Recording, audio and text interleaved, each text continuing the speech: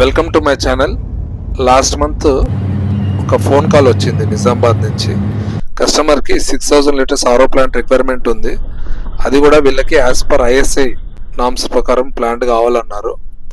ఎందుకంటే వీళ్ళు గత 20 సంవత్సరాల నుంచి ఆరో ప్లాంట్ రన్ చేస్తున్నారు. మంచి ఎక్స్పీరియన్స్ కూడా ఉంది ప్లాంట్ రన్ చేయడంలో. 4-5 చోట్ల విచారించుకున్నారు. ఎవరో మన కాంటాక్ట్ డీటెయిల్స్ ఇస్తే మనకు కాల్ చేశారు. నాకు మార్నింగ్ అయితే కాల్ చేశారు. నేను ఈవినింగ్ వరకు నేను నిజామాబాద్ చేరుకున్నాను. ఎందుకంటే వీళ్ళకి మంచి ఎక్స్పీరియన్స్ ఉంది వాటర్ ప్లాంట్లో.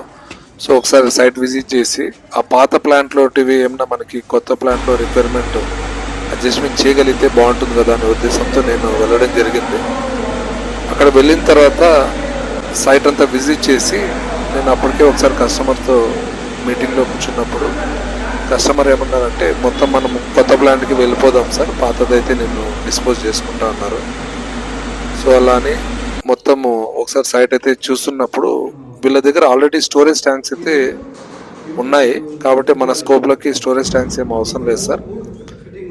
ప్యూరిఫై అయిన తర్వాత హై ప్రెషర్ పంప్ నుంచి అక్కడి నుంచి మనం ఎస్ఎస్ పైప్ లైన్ ఇస్తే సరిపోతుందని చెప్పి కస్టమర్ మనకి అదే రోజు అన్నీ అయిన తర్వాత ఆర్డర్ అయితే కన్ఫర్మ్ చేశారు.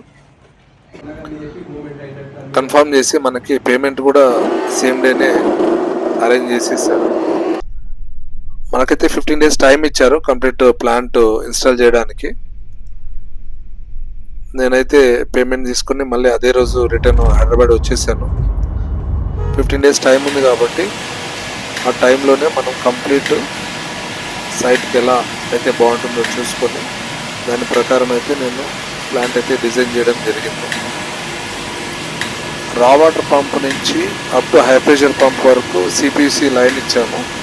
హై ప్రెషర్ పంప్ నుంచి కంప్లీట్ ఎస్ఎస్ పైప్ లైన్ తోటి ఇన్స్టాల్ చేసి కస్టమర్కి ప్లాంట్ రన్ చేసి చూపించడం జరిగింది. కస్టమర్ కూడా చాలా హ్యాపీగా ఫీల్ అయ్యాడు. ఒక చిన్న లీక్ లేకుండా మంచిగా ఇన్స్టాల్ చేసి ఇచ్చాము. Thank you. Please subscribe.